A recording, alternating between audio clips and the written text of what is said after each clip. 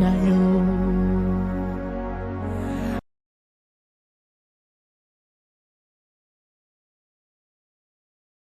የዮሐንስ ወንጌል መጽሐፍ ምዕራፍ 21 ከቁጥር 1 ጀምሮ እንደዚህ ይላል። ከዚህም በኋላ ኢየሱስ በጥብራዶስ ባህር አጠገብ ለደቀ መዛሙርቱ እንደገና ተገለጠላቸው። እንዲሁም ተገለጠ። ስምዖን ጴጥሮስና ዲዳሞስ የሚባል ቶማስ፣ ከገሊላ ቃናም የሆነ ናትናኤል፣ የዘብዴዎስ ስም ልጆች ከደቀ መዛሙርቱም ሁለት በአንድነት ነበሩ። ስምዖን ጴጥሮስም አሳ ላጠምድ እሄዳለሁ አላቸው። እነርሱም እኛም ከአንተ ጋር እንመጣለን አሉት። ወጥቶም ወደ ታንኳይቱ ገቡ። በዚያችም ሌሊት ምንም አላጠመዱም። በነጋም ጊዜ ኢየሱስ በባህር ዳር ቆሞ፣ ደቀ መዛሙርቱ ግን ኢየሱስ መሆኑን አላወቁ። ኢየሱስም ልጆች ሆይ አንዳች የሚበላ አላችሁን አላቸው። የለንም ብለው መለሱለት። እርሱም መረቡን በታንኳይቱ በስተቀኝ ጣሉ ታገኙማላችሁ አላቸው። ስለዚህ ጣሉት። በዚህም ጊዜ ከአሳ ብዛት የተነሳ ሊጎትቱ አቃታቸው። ኢየሱስም ይወደው የነበረው ደቀ መዝሙር ጴጥሮስን ጌታ እኮ ነው አለው። ስለዚህ ስምዖን ጴጥሮስ ጌታ መሆኑን በሰማ ጊዜ ራቁቱን ነበረና ልብሱን ታጥቀው ወደ ባህር ራሱን ጣለ። ሌሎች ደቀ መዛሙርት ግን ከምድር 200 ክንድ ያህል እንጂ እጅግ አራቁም ነበረና አሳ የሞላው መረብ እየሳቡ በጀልባ መጡ እያለ ይቀጥላል። እግዚአብሔር የእንደገና አምላክ ነው የሚል ነው እግዚአብሔር የሰጠኝ ድምጽና ልነግራችሁ የመጣሁት አሁን ላላችሁበት፣ አሁን በህይወት አጋጣሚ ቆማችሁ ካላችሁበት እግዚአብሔር የሰጠኝ መልእክት። እዚህ ቦታ እንግዲህ የክፍሉ ጻፊ ዮሐንስ ነው። ወደ ኋላ አሁን ስለ ዮሐንስ ወንጌል ዳሪያ አልሄድም። ምዕራፍ 21ን በደንብ እንድንመለከተው 20ን ማየት ይጠይቃልና በምዕራፍ 20 ላይ ጌታ ኢየሱስ ክርስቶስ ከሙታን ተነሳ። ከመነሳትም አልፎ እነ ማርያምን በአካል ተገናኛቸው። በጣም በሚገርም ሁኔታ ምዕራፍ 20 ላይ ስትመለከቱት መጀመሪያ እነ ማርያም ማለዳ ወደ መቃብር ሲሄዱ ኢየሱስ ክርስቶስ ከመቃብር እንደተነሳ፣ ድንጋዩ እንደተፈነቀለ፣ መቃብሩን ባዶ እንደቀረ ነገራቸው። ከዛ በኋላ እንደገና ለነ ማርያም ደግሞ ርቡኒ ብላ በነካችው ጊዜ ወደ አባቴ ገና አላደረግኩምና አትንኪኝ በሚላት ሰዓት ላይ ደግሞ ሊትራሊ ኢየሱስ በስጋ የቆመ ይሄ የሚነካ አምላክ በትክክል ተገናኝቶ ነው ያወራት። ሁላችንም እንደምናውቀው ጌታ ኢየሱስ ክርስቶስ ከሙታን ከተነሳ በኋላ ለ50 ወይም ለ40 ቀናት ያህል በምድር ላይ ተደጋግሞ እየተገለጠላቸው ሳይሄድ ስለመነሳቱ ስለ ትንሳኤው እርግጠኛ እስኪሆኑ ድረስ ትላንት የገደሉት ያሉበት ከተማ ስለሆነ እንደተነሳ ላሻላል። አሁን ኢየሱስ ሆነ እንጂ አንድ ስጋ የለበሰ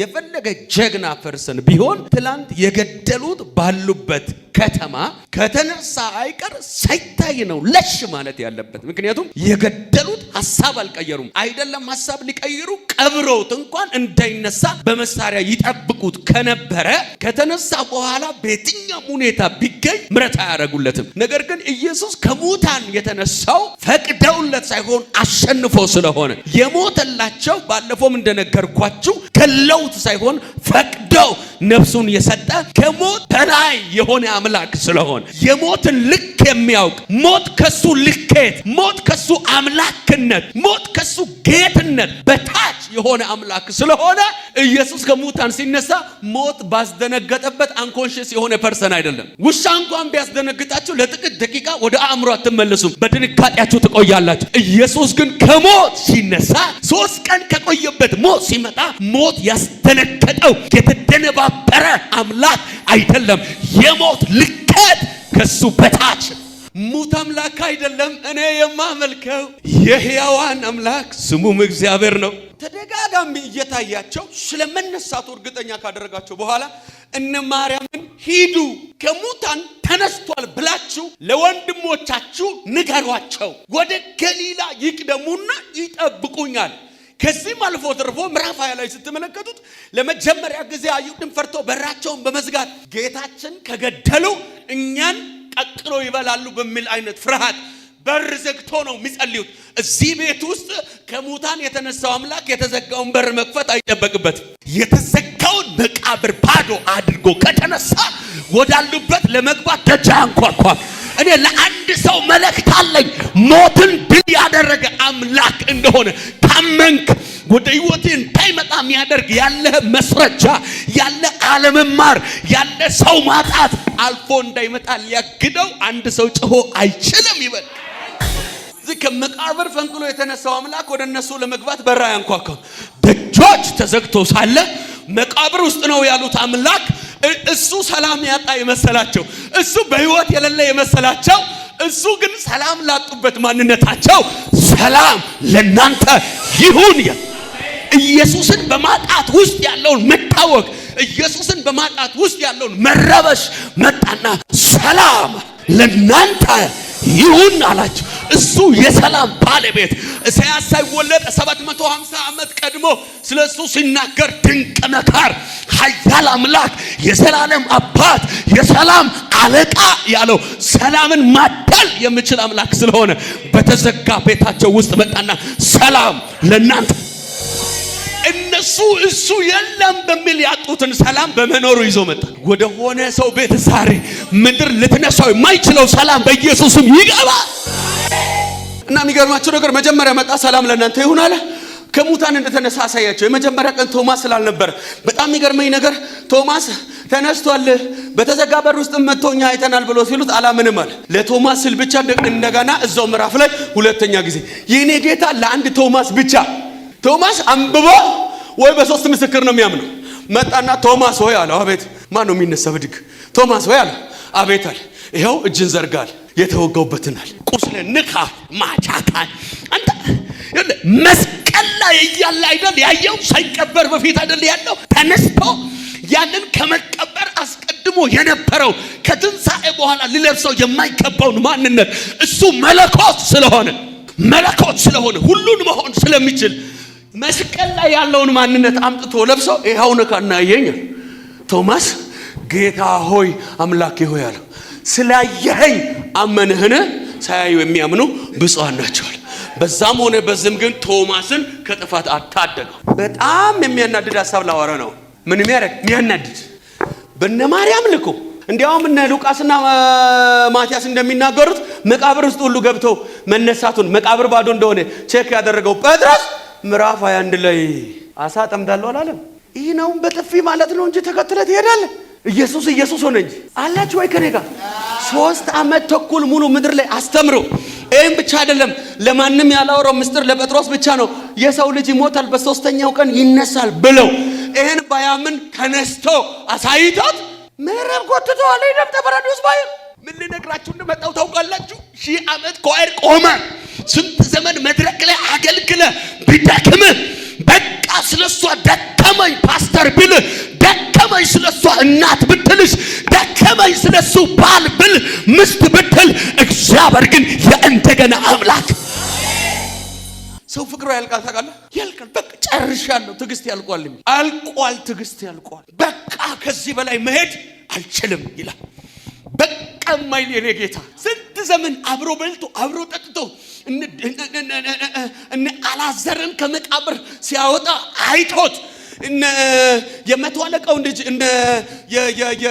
ማን ነው ሉቃስ ወንጌል ምዕራፍ 7 ላይ ያሮስን ልጅ ሲቀሰቅስ በአይናቸው አምላክነቱን አይተው ባያምኑ እንኳን ለማጣራት 3 ቀን ያስፈልጋቸው ነበር። እንደው ይነሳም አይነሳም እንደሆነ በአምላክ ነው በርግጥ ብሎ ባያምኑ 3 ቀን ጠብቆ ነበር ማረጋገጥ። 3 ቀን መጠበቅ አቅቷቸው የሄዱበት ተንካይ አስማ አጥማጅ ያልሆነው የኔ ጌታ የአሳ አጀንዳ የሌለበት የኔ ጌታ ይውላችሁ እነ ጴጥሮስ መረብ ካለን መኖር እንችላለን ብሎ ሂሳብ ሲሰሩ ኢየሱስ ግን እነ ጴጥሮስ ሳይኖሩ መኖር አልችልም አለና መጣ። እኔ ያልካለው ለጴጥሮስ አይደለም። ቤቱን ያላንተ አያስቀጥልም። አገልግሎት ያላንተ አይቀጥልም። እግዚአብሔር የእንደገና አምላክ ነው። ዛሬ በውስጣችሁ ያለው ኃይል እንደገና በክብር ይነሳል። ለማን ነው የምትናገረው ብዬ ስል እግዚአብሔር እንደዚህ ብሎኛል። ካንተ ጀምሮ አገልጋዮች በእንደገና ክብር ተቀብቻለሁ ያሉትን ቅባት አይደለም እያገለገልኩ ነው ያሉትን ቅባት አይደለም አለኝ ጌታ። የእንደገና እምነት የእንደገና ክብር ያገኘው ከኔ ጋር በኃይል ጾናስ እግዚአብሔር በርሲ የእንደገና አምላክ ነው በርሲ። አጠገብ ላይ ያለውን አንድ ሰው ያዘና ተስፋ በቆረጥክበት በደከመ ጉዳይ እግዚአብሔር አምላክ ብሎ ነገር እንደገና ይጀምራል። ጫፍ ደርሻለሁ ባልክበት በቃ ከዚህ በኋላ ብለህ የሆነ ማብቂያ ልትሰጠው ኖ እግዚአብሔር እንደዚህ ያለኝ ነው። ከደከምክበት አይደለም ካጣት ነገራችሁን እንደገና ይጀምራል። የእንደገና አምላክ ዣጋዳ ባጋዳ የሆነ ሰው ዛሬ የእንደገና ቅባት ተሸክሞ ይሄዳል። ሊሳኑ የእንደገና ነው። መዝሙሩ የእንደገና ነው። ህይወቱ የእንደገና ነው። እንቅስቃሴው የየየየየየየ ስሙ ያን ነገር ንገራችሁ። አንድ ነገር እንደገና ከጀመረ ወይ ቀድሞ ከነበረው በተሻሻለና ባማረ ሁኔታ ሊሰራ እንጂ ራሱን ለመድገም እንደገና አትጀምሩት። አንድ ነገር እንደገና የምትሰሩ ከሆነ ቀድሞ በሰራችሁት ሌቭል ስላልረካችሁ በተሻለና በሚያረካ ልክ ልትሰሩ። ሁለተኛ ነገር እንደገና የምትሰሩ ከሆነ አርጅቶ ስለነበር ደክሞ ስለነበር በቀደመው ክብር ልትመልሱት። እነ ጴጥሮስ ግን በቀደመው ክብር አይደለም የተሰሩት። ይህ አሮጌው ማንነታቸው ከትንሣኤው በፊት ያለው አገልግሎታቸው ፍርሃት የሞላበት፣ ሞትን የሚሰጉበት፣ ኃጢአትን የሚፈሩበት። አሁን ግን የእንደገና ክብር ሞት የተሸነፈበት፣ ኃጢአት የተሸነፈበት፣ ዓለም የተሸነፈበት፣ ሰይጣን የተሸነፈበት በኢየሱስም ወጣችሁ ያንሸራተታችሁ ይዛችሁ ከእጃችሁ የበተነ አውሬ በማይችለው ክብር ነገራችሁን እንደገና ይሰራል። ከኔ ጋር ባልጩና የእንደገና አምላክ በሉስ። ምድር ላይ ብዙ አማልክቶች አሉ። የእንደገና አምላክ አይደሉም። የአንድ ቀን መስዋዕት ሰዓት ሲዛባ የሰጡትን ብቻ አይደለም ያልሰጡትን ጨምሮ ይደፋሉ፣ ይበታትናሉ፣ ይገለባብጣሉ። የኔ አምላክ ግን በሶስት ቀን ክዶ ወንዝ የወረደውን እንደተነሳ የመጀመሪያ አጀንዳው መክበር አይደለም። የመጀመሪያ አጀንዳው መንገስ አይደለም። ጴጥሮስ ወዴት ነው? የት ነው ያለው ጴጥሮስ? አይገርማችሁም? በጥብራዶስ ባህር አጠገብ ቆሞ ነበር ይልና ደቀ መዛሙርቱ ኢየሱስ መሆኑን አላወቁም ነበር ይላል። ለምን ሲባል መነሳቱን እርግጠኛ አይደሉም እና አጠገብ ቆሞ ያያቸው ነበር። እየደከምክ እያየ ነው በሉት። አሁን እያንዳንዳችሁ በቃ ወንዝ ዳር የሄደውን ጴጥሮስን ብቻ ነው የምታስቡት። እናንተ ሄዳችሁ ጥብራዶስ እናንተና ጌታ ያውቃል። እናንተ ሄዳችሁ ነፈ ጥብራዶስ ይሄ ነው መንገዱ ልጄ ሆይ እያለሽ ሰው የሚሄድበት እያማረሽ ምን ሲዝኑ ይዞሽ የሄደበት ጥብራዶስ አለ። እግዚአብሔር አሁን እዚህ ጉባኤ ውስጥ ጴጥሮስ የለውም፣ ላንተ ነው የሚያወራ። ይሄ ነው ወይ ጠብቀኝ፣ እዚህ ጋር ነው ነገር የምነሳው፣ እዚህ ጋር ነው ክብር ያለው እያለ አእምሮን ተጠቅመ የሄድክበት አንድ ጥብራዶስ አለ። ዛሬ ግን በኢየሱስም በትንሣኤ ክብር ትመለሳለህ። አለ እያንዳንዳችን ያለንበት ከአጀንዳው ውጭ የሆነ ከፕሮግራም ውጭ የሆነ ሌሊቶቻችንን የምንደክምበት፣ ቀኖቻችንን የምንደክምበት፣ አእምሮአችን ሊለቅም እስኪመስለን ድረስ የምንላተምበት ዛሬ አላውቅም። የሆነ ሰው ግን በትንሣኤው ደመና እየገሰገሰ ሊቀጥል፣ ትውልድ እየቀሰቀሰ ሊቀጥል፣ ቤተ ክርስቲያን እየሰራ ሊቀጥል። አሜን ብሎ የሚቀበለኝ አንድ ሰው ብድግ ብሎ ይውሳል። አንድ ጊዜ ኤልያስ ደከመው እና ሂሳብ መስራት ጀመረ። እንትና ሞቷል፣ እንትና አቁሟል፣ እኔ ባቆም ምን ችግር አለው? ሁላችንም እኮ ይደክመናል ታውቃላችሁ። የሆነ ሰሞን በቃ ማንም ላይ ደረሰ ነው የሚደርስብኝ ምን ይመጣል ምንልበት ድክም አለውና ኤልያስ እኔ ከኔ ቀድሞ ከሞቱት የተነገራቸውን ሳይወርሱ ካለፉት እነ ሙሴ ከናንተ ገባለ ተብሎ መንገድ ላይ ከቀሩት አይበልጥም። በቃ የተነገረኝ ተስፋ ባይፈጸም ኖርማል ነፍሴን ምን አርግ ውሰዳት ብሎ የሚገንዘውም ሰው አጠገቡ ስለሌለ በክትክታ ዛፍ ስር ሲተኛ። ሲጀመር ክትክታ ታውቃላችሁ ለጥላነትም የሚሆን ዛፍ አይደለም። የሚበቅለውም ጭው ያለ ምድረ በዳ ነው። ቦታው ምድረ በዳ ነው፣ ዛፉ ክትክታ ነው። እሱ ስር ላይ የተኛው አተኛኘት ለመሞት ነፍሴን ውሰዳት፣ እነሱ ከሚገሉኝ አንተ ግደለኝ ብለው ለመሞት ነው ቆርጦ የተኛው። የኔ አምላክ እግዚአብሔር ግን የእንደገና አምላክ ስለሆነ አየህ፣ አጠገቡ ሽማግሌ የለም፣ አጠገቡ የደህንነት አስተማሪ የንስሐ አባት የለም። ጭው ያለ ምድረ በዳ ነው። አየህ፣ ግደለኝ ብሎ ሲተኛ ትቀጥላለህ አለና በአዲስ ኪዳን የህይወት ምንጭ ሆኖ የተገለጠው ልጁን ኢየሱስ ክርስቶስን ወደኔ የሚመጣ ሁሉ ለዘላለም የህይወት ውሃ ምንጭ ከውስጡ ይፈልቃል የተባለለትን ኢየሱስን በክትክታ ዛፍ ስር የገንቦ ውሃ አድርጎ አመጣው። ለሳምራዊቱ የሚቀዳ ውሃ ሆኖ የመጣው የውሃ ጥም የያዘው አንድ ደካማ ፐርሰን መስሎ የመጣው ኢየሱስ ለኤልያስ በክትክታ ዛፍ ስር በገንቦ እንደቀረበ ውሃ አጠገቡ እንጀራ ሆኖ መጣለት። ለሰው ልጅ ለዘላለም ህይወት የሚሰጥ የሕይወት እንጀራ እኔ ነኝ ያለው ኢየሱስ እንጀራ ሆነ፣ ውሃ ሆነ። ኤልያስ ሲነቃ በአዲስ ኪዳን የመጣው ኢየሱስ በብሉይ የነበረ እንደሆነ ይታወቅ ዘንድ በክትክታ ዛፍ ስር የሞት እንቅልፉ ላይ ከመጣ እኔ ለአንድ ሰው መልእክት አለኝ። ነገር ያበቃባችሁ ሞትን የለመናችሁ በራችሁን ብትከፍቱ ደጅ ሞት የሚያገኛችሁ የመሰላችሁ እግዚአብሔር የእንደገና አምላክ ነው። በልጆቻችሁ ጉዳይ እግዚአብሔር የእንደገና አምላክ ነው። በትዳራችሁ ላይ እግዚአብሔር የእንደገና አምላክ ነው። ሰላም ሰላም፣ ጸጋና ሰላም ይብዛላችሁ። በሚዛን ከተማ የምትኖሩ ቅዱሳን የእግዚአብሔር ቤተሰቦች ከፊታችን ሚያዝያ 26 እና 27 በሚዛን ከተማ መሰረተ ክርስቶስ ቤተክርስቲያን በአይነቱ ልዩ የሆነ ኮንፈረንስ ተዘጋጅቷል። በእነዚህ ሁለት ቀናቶች እግዚአብሔር ምድሪቱን የሚያድሱ ኃያላንን የሚቀባበት፣ በአጋንንት ስርዓት ውስጥ ያሉ የሚፈቱበት፣ በተለያየ በሽታ ለሚታመሙ ሁሉ የሚጸለይበት ልዩ ጊዜ ይኖረናል። እኔና የተወደደች ባለቤቴ ዘማሪት ማዕዚ ያለች ሚዛን መሰረተ ክርስቶስ ሚያዝያ 26 እና 27 እንገናኛለን። የቤተ ክርስቲያን አድራሻ የሚዛን ኮንዶሚኒየም አጠገብ ነው። በዚያ እንገናኛለን። እግዚአብሔር ኢትዮጵያን ሚዛንን ይባርክ። ሻሎም።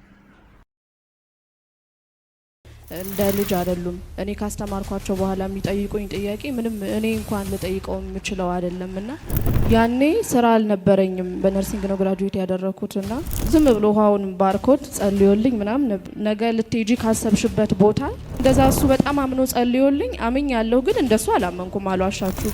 እኔ አሁን አልቀጥርሽም እንደዛ ምናምን አለኝ። ከዛ ወዲያው ነው የመጣልኝ አፖስትል።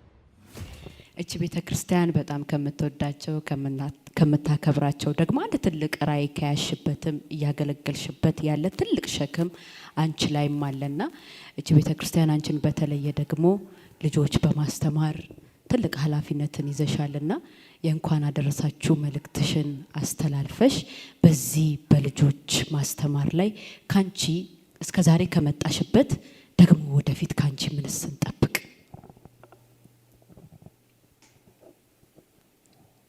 እንኳን አብሮ አደረሰን።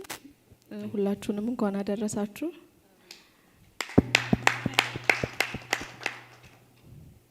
ብዙ ንግግር አልችልም፣ ግን ትንሽ አሳጥሬ ልናገር። እዚህ ቸርች ውስጥ ባለው በልጆች ፕሮግራም ነው የማገለግለው እና በጣም ደሳስ የሚሉ ልጆች ነው ያሉኝ። ሁላችሁም ታውቋቸዋላችሁ። በጣም አክቲቭ፣ በቃ የሚጠይቁት ጥያቄ ሁሉ ከነሱ የማይጠበቅ መጽሐፍ ቅዱስን በጣም የሚያነቡ የእውነቴን ነው። እንደ ልጅ አይደሉም። እኔ ካስተማርኳቸው በኋላ የሚጠይቁኝ ጥያቄ ምንም እኔ እንኳን ልጠይቀው የምችለው አይደለምና እንኳንም አስተማርኳቸው። በቃ እንኳንም ከነሱ ጋር ሆንኩ፣ እንኳንም ከነሱ ጋር ሙሉ ሆንኩኝ እላለሁና ከዚህም በኋላ በጣም ብዙ ነገር ጠብቁ ከኔ በልጆች አገልግሎት፣ በልጆች ዝማሬ፣ በልጆች ኮሪዮግራፊ፣ አጠቃላይ በልጆች ባለው ፕሮግራም ከኔ ብዙ ጠብቁ። እግዚአብሔር ደግሞ ይረዳኛል ብዬ አስባለሁ። ትንሽ ስለዚህ ቤተክርስቲያን ልናገርና ከተፈቀደልኝ እዚህ ቸርች የመጣሁት በዛ ጋር ሳልፍ ነው። ያው ብዙዎቻችሁ ነግሬያችሁ አውቃለሁ። በእርግጥ ግን ሳልፍ ነው የመጣሁትና መዝሙር ሰምቼ ነው ስገባ መዝሙር ተከፍቷል። ሰው ግን ገና አልነበረምና በጧት ነበር እኔ እያለፍኩ የነበረው። ከዛ በቃ አንድ አገልጋይ ነበር እዚህ አሁን አብሮን የለም። ቁጭ አልኩኝ። ፕሮግራም ስንት ሰዓት ነው የሚጀምረው ስለው ነገረኝ ሰዓቱን። ከዛ በቃ ከዛን ቀን ጀምሮ አለሁኝና ያኔ ስራ አልነበረኝም። በነርሲንግ ነው ግራጁዌት ያደረኩትና 15 ቀን ብቻ ነው ያለ ስራ ምናምን ቁጭ ያልኩኝና ወር እንኳን አልሞላኝም። መጥቼ እዚህ አፖስትል ለሰዎች ውሃ እየጸለየ ነበርና እየሰጠ ነበር። በጣም ሰዎችን እየባረከ ነበርና ጠራኝና ዝም ብሎ ውሃውን ባርኮት ጸልዮልኝ ምናምን ነበር ሲሄድ። ከዛ እንደገና መለሰኝ ነይ ብሎ ከዛ ጸለየልኝ። በቃ ነገ ልትሄጂ ካሰብሽበት ቦታ በሞገስ ትገቢያለሽ፣ ይከናወንልሻል አለኝ። እኔ ደግሞ እንደ ነገ ምንድነው ላደርግ ያሰብኩት እሁድ ቀን ነበር ፕሮግራሙ። ሰኞ ሲቪል አስገባ ነበርና ከዚህ በፊት የልጆች ትምህርት ቤት ላይ ኬጂ ላይ ስሰራ ስለነበር ስራ ልምድ አለኝ። 1 አመት የስራ ልምድና የየሁት ማስታወቂያ የኬጂ አስተማሪ ነው የሚፈልገው። ከዛ አፖስትል እንደዛ ጸለየልኝ። ማስታወቂያው የወጣው ለኬጂ ነው፣ በነርሲንግም አይደለም። ያው ለጊዜው ይሆነኛል ብዬ ነው እንጂ የምፈልገው በነርሲንግ ነው። ምክንያቱም የተማርኩበትም ስለሆነ ስራ ልምዱም ስለሚያስፈልገኝ ምናምን ብዬ ግን በቃ ለጊዜው ይሆነኛል ብዬ አፖስትል እንደዛ እሱ በጣም አምኖ ጸልዮልኝ አምኛለሁ። ግን እንደሱ አላመንኩም፣ አልዋሻችሁም።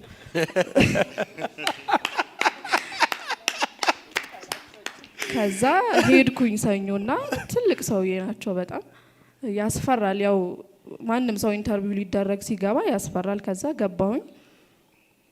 ሙሉ በእንግሊዘኛ ነው። በቃ ሽማግሌ ስለሆኑ ትልቅ ሰው ስለሆኑ አፋቸው አይሰማም። ከዛ ላይ አክሰንታቸው አለ ምናምን። በቃ እንዴትም እየተንቀጠቀጥኩ ጨረስኩት ኢንተርቪውንና ቆንጆ ነበር እሱ። ከዛ እኔ ምልሽ 1 አመት የሥራ ልምድ አለሽ አይደል አለኝ። አዎ ኬጂ ነው የሥራ ልምድ ያለኝ ስለው ለምን አንቺ ነርስ ነሽ፣ በነርሲንጉ ነው መግባት ያለብሽ፣ እኔ አሁን አልቀጥርሽም እንደዛ ምናምን አለኝ። ከዛ ወዲያው ነው የመጣልኝ አፖስትል የጸለየልኝ ጸሎት፣ ሞገስ ይሆንሻል እግዚአብሔር፣ ትከናወኛለሽ፣ የልብሽን መሻት ይፈጽምልሻል ነበር ያለኝ። ከዛ ወዲያው መጣልኝ። እሺ ደስ ይለኛል አልኩት። የወጣ ማስታወቂያ አይደለም እሱም ነገረኝ። የወጣ ማስታወቂያ አይደለም ግን ነርስ እንፈልግ ነበር ግን አላወጣንም። አንዷ እዛ ስትሰራ የነበረችው የኬጂ አስተማሪ በሄልዝ ኦፊሰር ነው የተመረቀችውና አንዳንድ ቦታ ላይ ማስተማሯን ትታ እዛ በጤናው ምናምን ስትሸፍንላቸው ስለነበር ብዙም አይፈልጉም፣ እንደዛ ነው የነገረኝ። አሁን ግን አንቺ በአስተማሪነት አይደለም በነርሲንጉ በራሱ ነው በዛው መቀጠር ያለብሽ ብሎ መቼ ትጀምሪያለሽ አለኝ። ኧረ እኔ ከሰዓትም ቢሆን ጀምራለሁ ሳቀብኝና አይ ከሰዓት አይደለም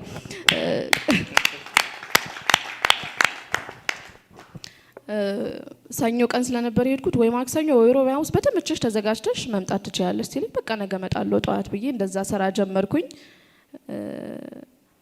እስካሁንም አለሁኝ እዛ እግዚአብሔር ይመስገን። ግን በቃ አፖስትል በጣም እኛ ከምንለው በላይ ነው የሚያምንልን ለኛ ብዬ አስባለሁኝ። በእውነት በጣም ብዙ ነገር አሁን ይሄን እንደዚህ የሚታይ ስለሆነ ስለነገርኳችሁ ምናምን እንጂ አለ በጣም ብዙ በጓዳዬ የተሰራ ስራና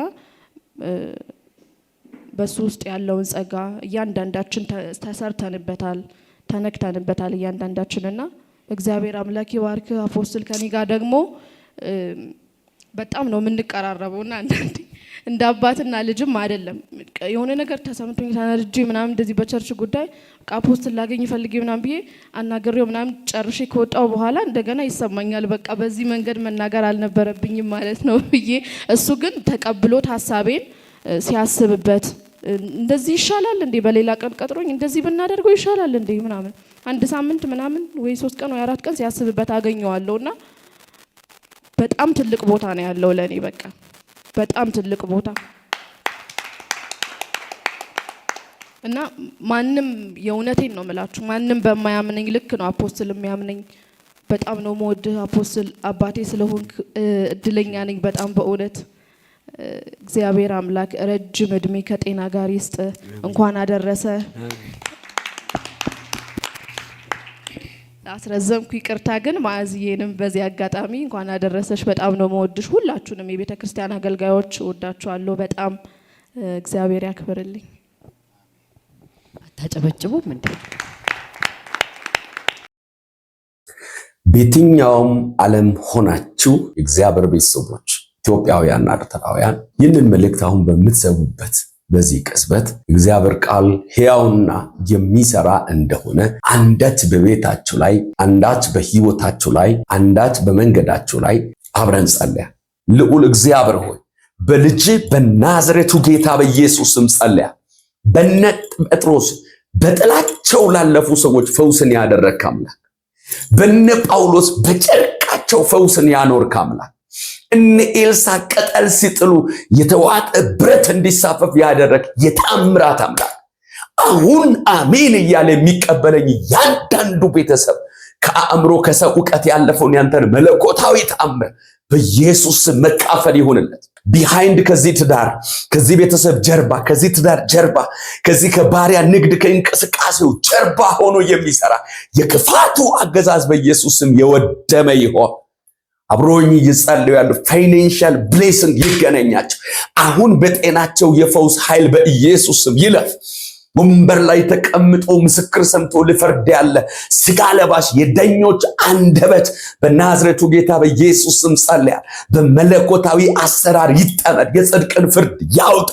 ለሚታመኑ የምትታመን አምላክ በኢየሱስ ስም ጸልያለሁ። አባቴ በስሜ የምትለምኑትን ሁሉ ያደርግላችኋል እንደሚል ርስታቸውን የተቀሙ እግዚአብሔር ይፈርዳል ብሎ እልቅሶ ቤታቸው የገቡ አሁን ምርኳቸውን ተናጥቆ የሚያመጣ መልአክ በኢየሱስ ስም በዚህ ቀን ስለ እነሱ ይታዘዝ። መንገድ ላይ በሰው ሀገር ላይ በስደት ምድር ላይ በጭንቅ ያሉ ስልክ ደውሎ ሃይ የሚል ናፈቃቸው ከዚህ ቀን በኋላ ጠላትን ወዳጅ የሚያደርግ ያንተ ሞገስ በኢየሱስ ስም ባሉበት ያገኛቸው። ሰርቶ ለመብላት በር የተዘጋባቸው ወረቀት የያዙ የተማሩ ሰው አጣው ለሚሉ ሰው የለኝም ውሃ ውስጥ የሚያስገባኝ ያለውን ሰው ወዲያው አልጋውን እንዳሸከም ወዲያው ከዚህ ቀን በኋላ የሰበር የምስራች ስልክ ይደወልላቸው። ወዲያው ከዚህ ቀን በኋላ ያንተ መለኮታዊ ጣልቃ ገብነት በሕይወታቸው ይሁንላቸው።